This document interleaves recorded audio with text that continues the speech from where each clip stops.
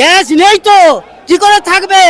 হ্যাঁ, সব যদি ব্রিগেডে নিয়ে চলে আসে মাংস ভাত খাওয়ার জন্য, তাহলে কি করে থাকবে? এই যে মানুষের একটা হ্যারাসমেন্ট, লাইনে দাঁড়িয়ে গ্যাস পাচ্ছে না, ফোনে বুকিং করছে গ্যাস পাচ্ছে না, তার জন্য দিদি নেমেছে, দিদির সাথে আমরা একমত, আমরাও নেমেছি।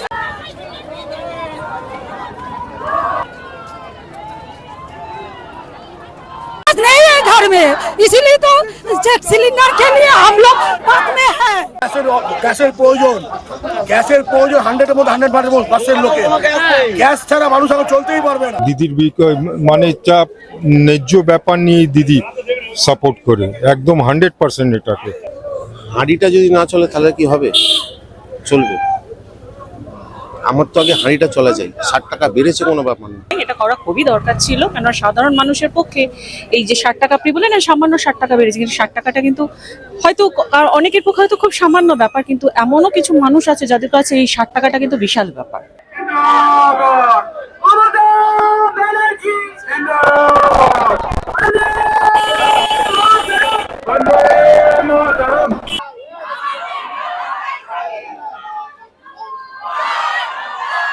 পরিবর্তনের সংকল্প, আমি বলি নিজের দিল্লির সংকল্প সংকট আগে তৈরি বাঁচাও,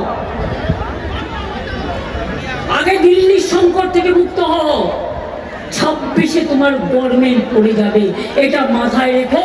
গ্যাস নেই তো কি করে থাকবে? হ্যাঁ, সব যদি ব্রিগেডে নিয়ে চলে আসে মাংস ভাত খাওয়ার জন্য, তাহলে কি করে থাকবে? ক্রাইসিস ওই জন্যই তো করেছে। আজ গ্যাসের দাম বাড়িয়েছে। হ্যাঁ, গ্যাসের দাম বাড়ালো কেন? হ্যাঁ, তাই তো চিকেন প্যাটিস वाला মারলো আর নিজেরা মাছ খাচ্ছে, মাংস ভাত। नहीं है घर में, इसीलिए तो सिलेंडर के लिए हम लोग बात में है। मोदी बाबू क्यों देखते हैं? मोदी बाबू पश्चिम बांग्ला को देखता नहीं है, उसका चौक में क्या है हम लोग जानते नहीं, उसका मन में पश्चिम बांग्ला के लिए बहुत हिंसा है, इसीलिए समस्त टाका আটকে দিয়েছে মোদি বাবু। এটা কি উচিত? উনি একজন প্রধানমন্ত্রী সব দেশকে সমানভাবে দেখা উচিত, কিন্তু পশ্চিম বাংলার প্রতি এই যে ব্যবহার করছে, এতে ওনার ফল ভালো হবে না। এটা হচ্ছে গ্যাসের যে মূল্য বৃদ্ধি হয়েছে, তার জন্য সাধারণ মানুষ ভীষণ বিপদে পড়েছে, সিলিন্ডার পাচ্ছে না।